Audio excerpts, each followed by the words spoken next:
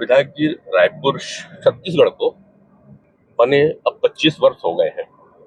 25 यानी कि एक पूरी विचारधारा बदल जाती है विधायक जी। हम जो युवा थे उस समय के, अब हम बुजुर्गों की श्रेणी में आ चुके हैं, और जो बच्चे थे अब वो युवा हो गए, उनके नए सपने आ गए हैं। तो इस 25 वर्ष जब पूरा हो रहा है, हम रजत जयंती छत्तीसगढ़ का मनाएंगे, तो मेरे को आपसे ये पूछना है, वह काल जब युवा थे आप, उसमें जो सपने संजोए थे छत्तीसगढ़ निर्माण को लेकर के, वे सपने कहाँ तक परिपूर्ण हो रहे हैं और क्या सोच बाकी रहेगी जिसे पूरा होना चाहिए था? निश्चित रूप से कुछ अच्छी चीजें मिले भी होंगी और कुछ चीजें जो है वो केवल यादों में सिमट रही होंगी। देखिए, छत्तीसगढ़ का निर्माण ही इस उद्देश्य से किया गया था कि पूरी देश में, और जब ये मध्य प्रदेश में था छत्तीसगढ़, तो इस क्षेत्र को पिछड़ा हुआ क्षेत्र के रूप में जाना जाता था। बिल्कुल। और भारत रत्न अटल बिहारी वाजपेयी जी का चिंतन को जितना कहा जाए कम है। उन्होंने छत्तीसगढ़ को छत्तीसगढ़ के विकास के लिए, छत्तीसगढ़ के लोगों के लिए एक सौगात के रूप में, बिना संघर्ष के, यानी उसकी सोच की इस महानता को हम प्रणाम करते हैं कि उन्होंने ये देखा कि ये इसी देश के मुख्य धारा के लोग हैं जो बहुत ज़्यादा पिछड़े हुए हैं क्षेत्र।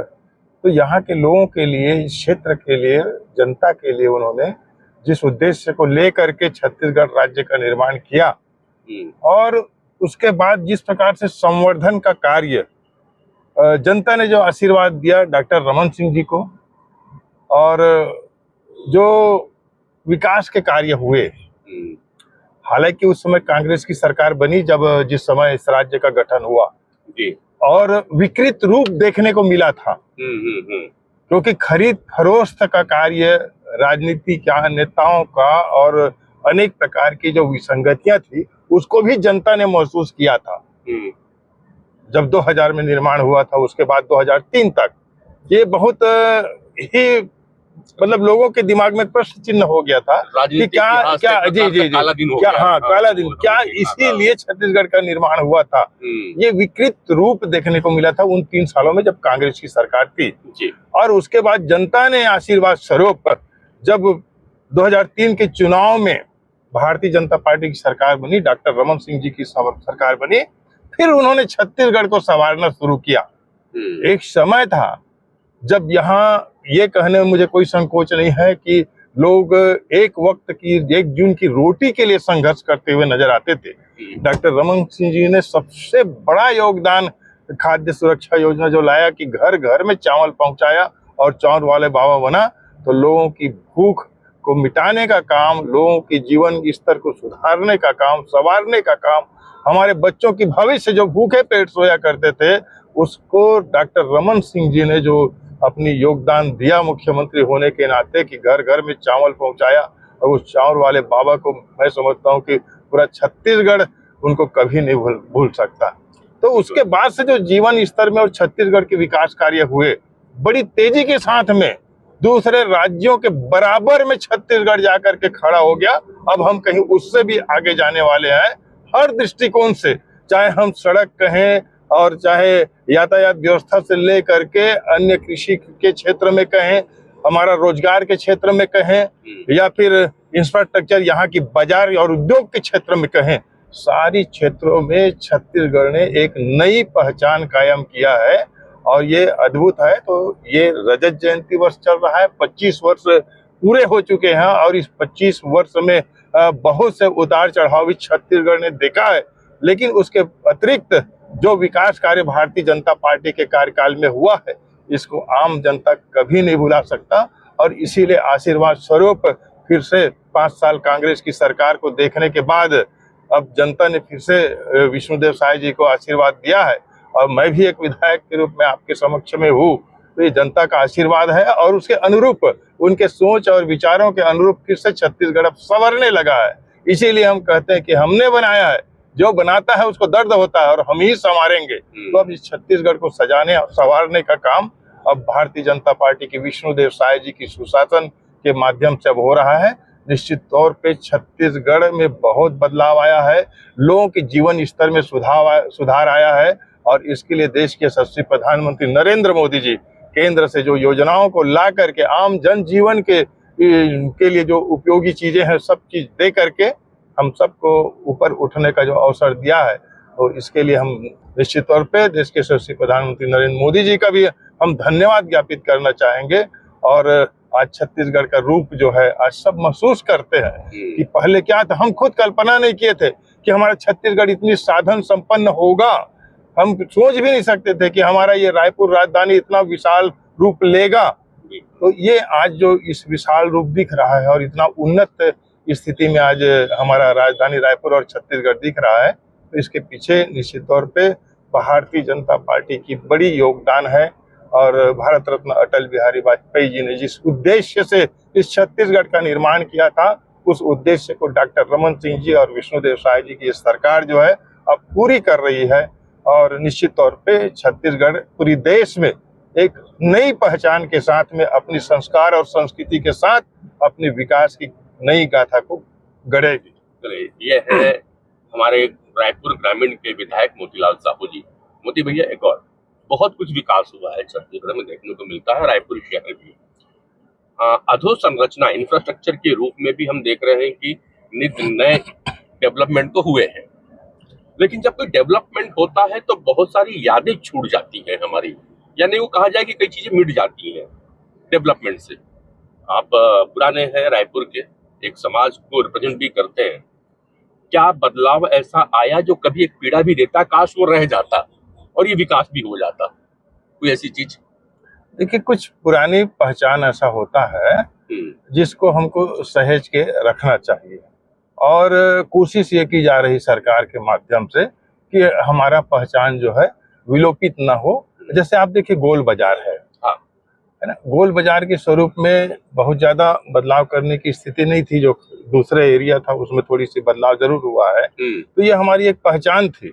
हम भी बचपन में जाया करते थे कुछ सामान के लिए, तो एक वो ऐसा एकमात्र स्थान था जहां ऐसे ऐसे सामान मिलता था जो दूसरे जगह उपलब्ध नहीं होता था। तो ये ऐसा एक हमारा एक पहचान है, तो वो आज भी बरकरार है। वैसे टाउन हॉल को उसी हालात में, उसी परिस्थितियों में फिर से जीर्णोद्धार किया गया है। अभी हाल में ही हुआ जीर्णोद्धार उसका। और बहुत से ऐसे चीजें हैं जो बदल तो गया है, फिर भी अपनी पुरानी संस्कृतियों को समेटे हुए रायपुर में और पर्यटन के दृष्टिकोण से पूरे छत्तीसगढ़ में जो स्थान थे, उन सभी स्थानों को भी व्यवस्थित करने का कोशिश किया जा रहा है। जैसे सिरपुर है, शिवरी नारायण है, हमारा भोरम देव है, और इधर अनेक ऐसे स्थल है, पर्यटन स्थल है, जिसको भी सरकार ध्यान दे रही है कि इसको यथावत स्थिति में रख करके प्राकृतिक सौंदर्य को बना करके, उसको संजो करके एक ऐसा पर्यटन का क्षेत्र का भी काम हमारा अच्छा हो,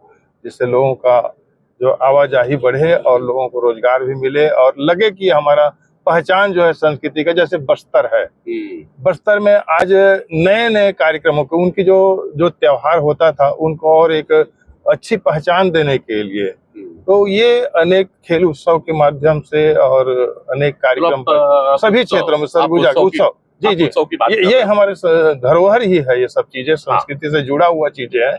स्मारक तो है ही, लेकिन स्मारक और संस्कृति दोनों हमारी एक दूसरे का पूरक है। तो ये चीजें जो है संजो करके रखना, क्योंकि किसी भी चीज को हमारा जो पुरानी संस्कार संस्कृति है वही हमारी पहचान होती है, वही हमारी गौरवशाली इतिहास है। उसे अगर कोई भूल गया तो समझ के चलिए कि विकास का कोई औचित्य नहीं है। वो हमारे लिए यादगार पल है, वो सब चीजें हैं जिनको हमारे पुरखों ने सींचा और संजोया है। उसको मैं और पूछूंगा, आपके देखा रायपुर में क्या क्या बदलाव हुआ? रायपुर देखिए बहुत छोटा सा जगह था, है ना। एक कलेक्ट्रेट हुआ करता था, एक तहसील हुआ करता था और कोर्ट हुआ करता था। इतने में ही सिमट करके था, एक पुरानी बस्ती के नाम से हम जाना करते थे।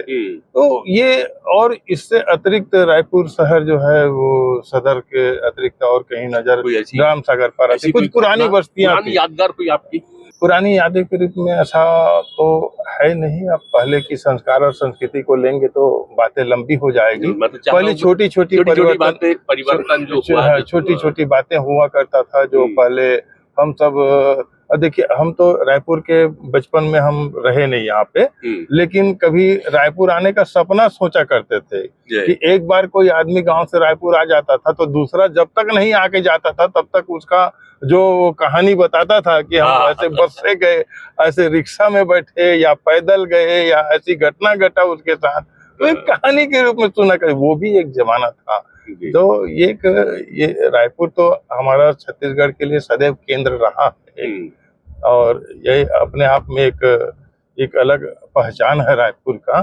और पुरानी यादें तो अलग ही है। वही बूढ़ा यहाँ से बाएं लेना, वही बूढ़ा तालाब है, कभी मैं बूढ़ा तालाब में नहाने भी जाया करता था। अच्छा ये अच्छी याद है ना। तो उस समय इस सब चीजों का उपयोग होता था, उस समय अलग ही व्यवस्था रहा करता था, हुआ करता था और अलग वातावरण थी। गाड़ियां मोटर कार बहुत कम देखने को मिलता था। छत्तीसगढ़ के निर्माण के पश्चात राज्य में सामाजिक और सांस्कृतिक परिवर्तन भी कुछ हुआ क्या, और हुआ है तो आप उसे किस नजर से देख पाते हो? देखिए, परिवर्तन प्रकृति का नियम है और जैसे जैसे जीवन स्तर में उठाव आता है वैसे वैसे उसमें भी संस्कार और संस्कृति में भी हल्का सा परिवर्तन की झलक दिखता है। पर यह है कि अगर कुछ कमजोरियां और कमियां थी हमारे रहन सहन और हमारे संस्कृति रीति रिवाज में, तो उन कमियों को दूर करके उनकी अच्छाइयों को हम स्वीकार करना चाहिए। और बिना संस्कार और संस्कृति के तो मैं समझता हूँ जीवन जो है जिया नहीं जा सकता, या कहें फिर समझ लीजिए कि मनुष्य ही नहीं है मान के चले बिना संस्कार और संस्कृति के। ठीक है, तो ये बहुत जरूरी है और इसमें बदलाव तो हुआ है, परिवर्तन हुआ है, पर अभी उतना क्षति नहीं पहुंचा है संस्कार संस्कृति को। अब लोगों में जैसे जैसे जीवन शैली में बदलाव आया है, लोगों को समझदारी विचारधारा में बदलाव आना चाहिए। अपने विचारों में बदलाव ला करके अच्छे ढंग से संस्कृति को संजो करके विकास कार्य को करना चाहिए। जैसे संस्कृति की मैं जब बात कर रहा हूँ, छत्तीसगढ़ की एक अपनी संस्कृति रही है, हर समाज की अपनी अपनी। जैसे अभी दिवाली हमारी हो रही तो मातर मनाने हम जा रहे हैं और गोवर्धन पूजा के अपनी तरह से गांव में मनाए जाते थे। शहर जिस तरह से बढ़ा वह संस्कृति की झलक अब शहर में देखने को मिलती है। देखिए, छत्तीसगढ़ की अगर हम भौगोलिक दृष्टिकोण से कहें या यहाँ की संस्कृति को कहें तो अलग अलग आपको प्रकृति देखने को मिलेगा। बस्तर की हम कहें तो वहाँ अलग झलक देखने को मिलेगा, सरगुजा में अलग मिलेगा, बिलासपुर में अलग मिलेगा, ये रायपुर मध्य में अलग मिलेगा। तो यहाँ अलग अलग झलक जो है संस्कृति को मिला जुला संस्कृति हमको देखने को मिलेगा। तो ये कोई एक रूपता जैसे परिस्थितियां छत्तीसगढ़ में नहीं है।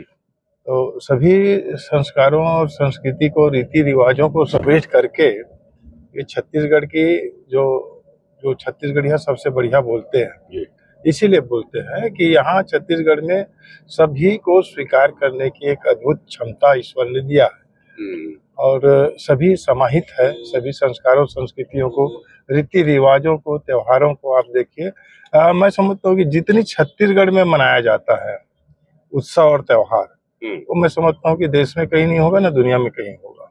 सारे उत्सव और त्योहार पूरे देश की और दुनिया की यहाँ छत्तीसगढ़ में मनाते हैं। ये एक परंपरा और संस्कार है छत्तीसगढ़ का। तो ये कभी ऐसा लगा कि जिस तरह से हम विकास कर रहे हैं तो कुछ चीजें हमसे दूर जा रही हो, चाहे वो समाज की बात करूं मैं कि कुछ इसमें क्या बोलना चाहिए समाज के। देखिए, जो एक बिल्कुल ठीक कह रहे हैं आप, जो हमारा जो पारिवारिक जो हमारा ये था पूंजी था, समझ लीजिए एक परिवार हुआ करता है और उसके बाद हमारा समाज हुआ करता है, गांव हुआ करता है।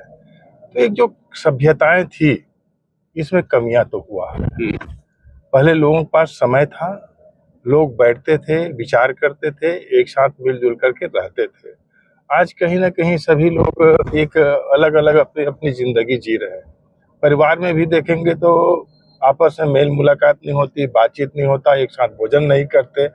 ये विसंगतियां तो आया है समय के साथ बदलाव में, पर ये सब चीजें ऐसा था जो परिवार को जोड़ के रखता था और गांव को जोड़ के रखता था, आचार व्यवहार बना रहता था। अब इन सब चीजों में, संस्कारों में कमी तो आया।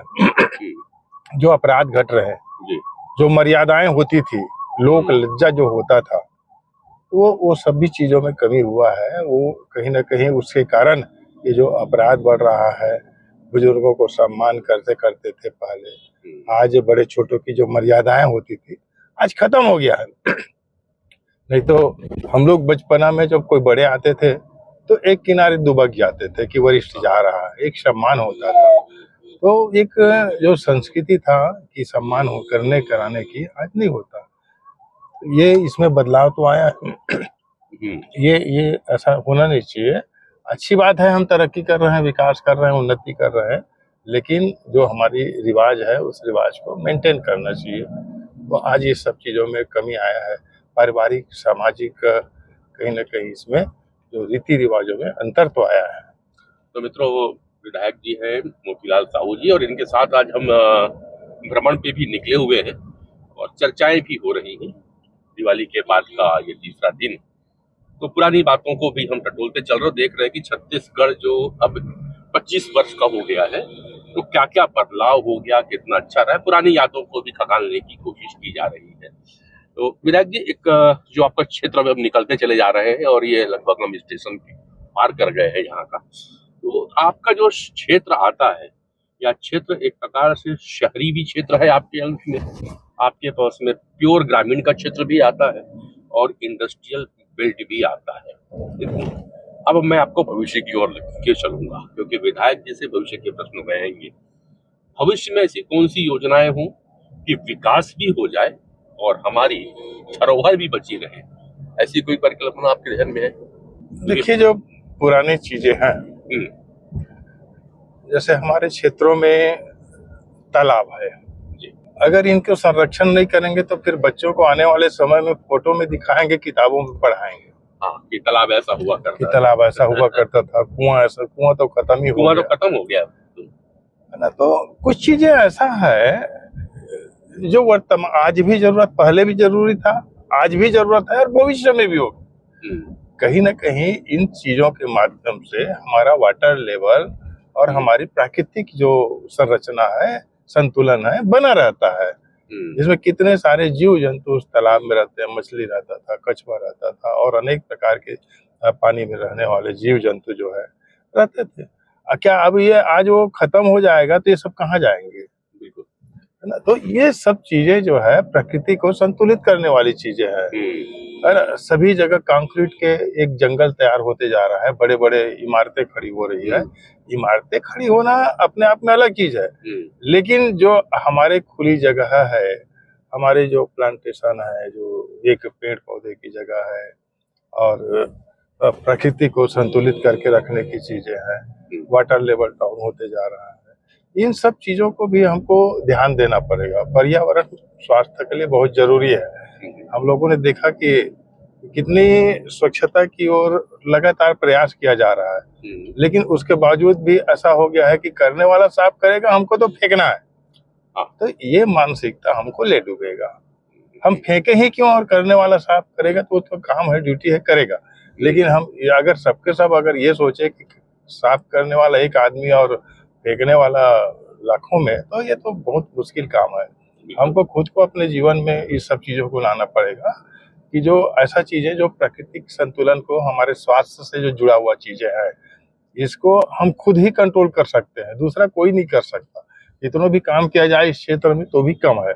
खुद अगर खुद बात ये भी थी कि जैसे जैसे शहर का विकास हुआ, हमें भी याद आता है, मैं पहली बार जब यहाँ आया तो वो 92-93 का समय हुआ करता जब मैं रायपुर आता था, भिलाई में रहा हूँ, और 2005 से नियमित रूप से यहाँ पे बदलाव में देखिए कि ग्रीनरी हमारे जैसे जैसे शहर का विकास हो रहा है, ग्रीनरी कम होती चली जा रही है।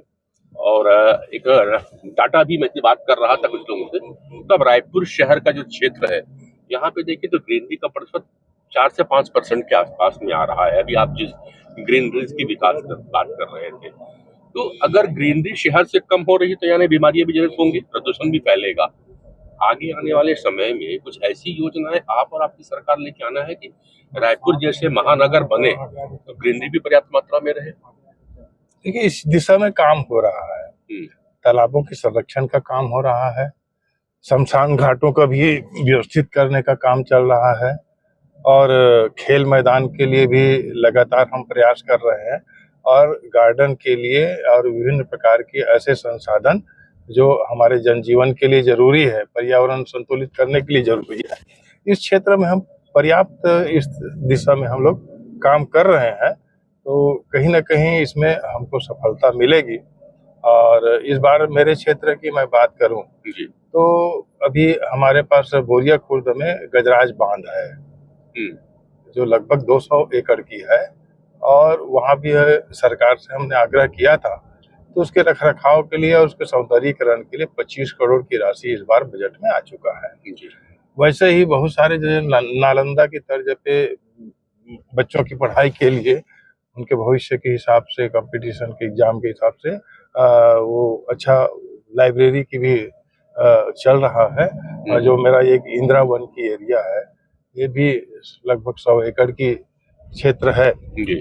और इसमें भी ग्रीनरी की आप बात कर रहे थे, तो उसको भी व्यवस्थित करने का है, लाइब्रेरी भी बनेगा, और उस इंदिरा वन को व्यवस्थित करके लोगों को घूमने के लिए और स्वस्थ रहने के लिए, हवा के लिए, पानी के लिए, सब व्यवस्थित किया जा रहा है।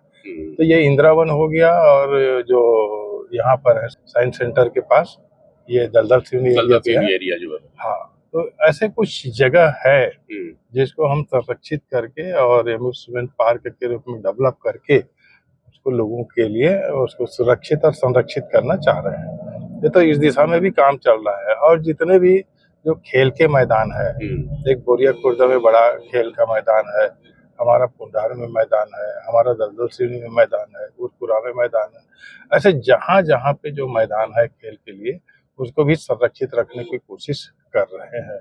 जो खाली जमीन है, जो इंक्रोचमेंट हो रहा है, उसके लिए भी हम लगातार लगे हुए हैं कि इंक्रोचमेंट ना हो और उसको हम सुरक्षित रखें। फ्यूचर में आने वाले समय में हमको किसी प्रकार की शासकीय सुविधाओं के लिए कोई भवन के निर्माण करना हो, अस्पताल बनाना हो, आंगनबाड़ी बनाना हो, कॉलेज बनाना हो, स्कूल बनाना, तो इन सब चीज़ों के लिए उसको संरक्षित करके रखना चाह रहे हैं, ये सुरक्षित रहे और भविष्य में ये हमारा सार्वजनिक रूप से ये लोगों के काम आए, उनकी ही सुविधाओं के काम आए। तो इस दिशा में भी हम लगातार प्रयास कर रहे हैं कि हमारा क्षेत्र जो है, जैसे आपने कहा कि कुछ ग्रामीण अंचल भी है और नगर पंचायत भी है, और फिर नगर निगम रायपुर है, नगर निगम बिरगांव है, इंडस्ट्रियल एरिया है, स्लम एरिया है, तो पॉश कॉलोनी है। ऐसा ये सभी प्रकार की इतनी विविधता किसी और विधायक के पास नहीं है। हाँ, विविधताओं से भरा हुआ मेरा ये ग्रामीण विधानसभा क्षेत्र है रायपुर की, और उसको हम व्यवस्थित करने की कोशिश लगातार लगे हुए हैं। इन 2 साल में सैकड़ों करोड़ का कार्य स्वीकृत करा करके क्षेत्र के लिए मूलभूत सुविधाओं, यहाँ तक कि हमारे क्षेत्र में सड़क, पानी, नाली, बिजली की भी असुविधाएं थी, हमारे क्षेत्र में अभाव था, उसको भी हम व्यवस्थित करने की लगातार कोशिश कर रहे हैं कि बुनियादी जरूरतों के लिए आज अगर राजधानी के एरिया छूता रह जाए, ये बड़ा दुर्भाग्यजनक था। 10 सालों में हमारे विपक्ष का विधायक रहा कांग्रेस का, उन्होंने क्षेत्र को बर्बाद करने का ही काम किया। अब उसको हम लोगों ने व्यवस्थित करके इसको फिर से अच्छा बनाने की प्रयास नियमित रूप से हम लोग कर रहे हैं। जी, तो ये है विधायक जी। अंतिम में, क्योंकि हम एक और गंतव्य पे आ चुके हैं कार्यक्रम पूछने से पहले, मैं अभी आज की चर्चा को विराम दूंगा एक संदेश के साथ में। 25 वर्ष का छत्तीसगढ़, मोती भैया आपने भी 25 वर्ष पूर्व बहुत सारे सपने संजोए होंगे और अभी आगे की भी होंगी। युवाओं को क्या देना चाहते हैं संदेश आप? युवाओं के लिए ये है कि हम विकसित भारत की ओर आगे बढ़ रहे हैं, आत्मनिर्भर भारत की ओर आगे बढ़ रहे हैं। तो जिसका जिस क्षेत्र में रुचि है उस क्षेत्र में अच्छे से अध्ययन करें और उस दिशा में आगे बढ़ करके खुद आगे बढ़ें और अपने इर्द गिर्द लोगों के लिए ऐसा कुछ कार्य करें जो उनके लिए प्रेरणा हो।